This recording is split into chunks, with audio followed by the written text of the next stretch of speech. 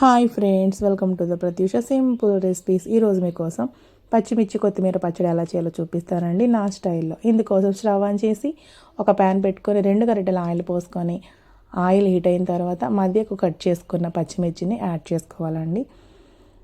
పచ్చిమిర్చి అనేది మంచి కలర్ వచ్చే వరకు చక్కగా వేయించుకోవాలండి. ఇంకా పచ్చిమిర్చి అనేది వేగిపోయింది, పక్కకు దింపేసుకుంటున్నాం అనుకున్నప్పుడు ఇంకా 5-6 రెబ్బల వెల్లుల్లి యాడ్ చేసుకొని ఇంకా వీడియోలో చూపిస్తున్నట్టు పచ్చిమిర్చి ఈ కలర్ వచ్చే వరకు వేయించుకోవాలండి.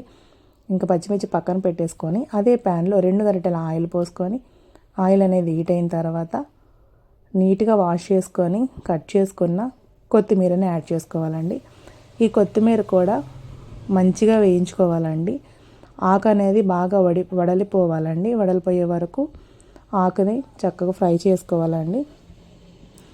నా వీడియో కనుక నచ్చితే లైక్ చేయండి, షేర్ చేయండి, కామెంట్ చేయండి, సబ్స్క్రైబ్ చేసుకోండి, ఫాలో అవుతూ ఉండండి ఫ్రెండ్స్.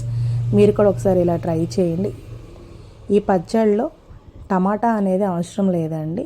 టమాటా లేకుండా కూడా చాలా అంటే చాలా టేస్ట్గా ఉంటుంది. మీరు కూడా ఒకసారి ఇదే విధంగా ట్రై చేయండి. ఇంకా కొత్తిమీర ఇంకా వేగిపోయింది అనుకున్నప్పుడు కొంచెం చింతపండు కూడా యాడ్ చేసుకోవాలండి. చూసారు కదా, చింతపండు వేసుకున్న తర్వాత కూడా ఒకసారి జస్ట్ అలా తిప్పేసుకోవాలండి. ఇంకా స్టవ్ ఆఫ్ చేస్తున్నాం అనుకున్నప్పుడు ఒక చెక్క ఉల్లిపాయ కూడా కట్ చేసుకొని యాడ్ చేసుకోవాలండి. ఇంకొకసారి ఇలా తిప్పేసుకొని ఇంకా స్టవ్ ఆఫ్ చేసేసి ఇదంతా మిక్సీ పట్టేసుకోవాలండి. వీడియోలో చూపిస్తున్నట్టు చక్కగా బరకగా మిక్సీ పట్టుకొని ఈ పచ్చడిని ఒక బౌల్లో యాడ్ చేసుకోవాలండి.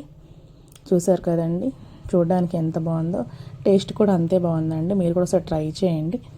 ఇంకా తర్వాత స్టవ్ ఆన్ చేసి ఇంకో ప్యాన్ పెట్టుకొని ఒక 2-3 గరిటెల ఆయిల్ పోసుకొని ఆయిల్ హీట్ అయిన తర్వాత పోపు దినుసులు యాడ్ చేసుకొని ఈ పచ్చడిని పోపు పెట్టుకోవాలండి.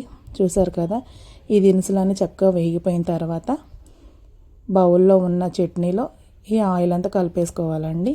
ఇదంతా మిక్స్ చేసుకొని వేడివేడి అన్నంలో తింటే చాలా టేస్ట్గా ఉంటుందండి. మీరు కూడా ఒకసారి ట్రై చేయండి.